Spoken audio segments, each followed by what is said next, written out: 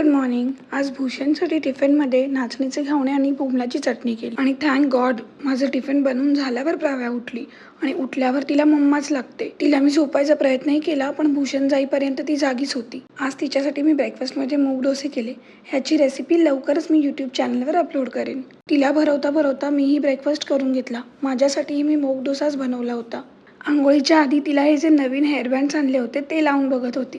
आता मम्माने डोक्यावर लावलाय म्हणून तिने थोड्या वेळ ठेवला तरी डोक्यावर, नाही तर अजिबात ठेवत नाही. थोड्या वेळाने तिला आंघोळ घातली आणि तिची छान अशी हेअरस्टाईल केली. त्या हेअरस्टाईलमध्ये प्राव्या खूपच क्यूट दिसत होती.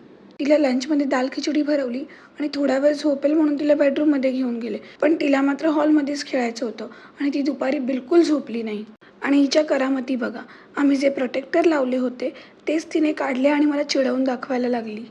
संध्याकाळी आम्ही रेडी होऊन गेलो वेस्ट साईडला. मला शॉपिंग करायची होती पण माझी शॉपिंग राहिली बाजूला आणि या बाप लेकीने मस्त डॉल्फिनची राईड केली.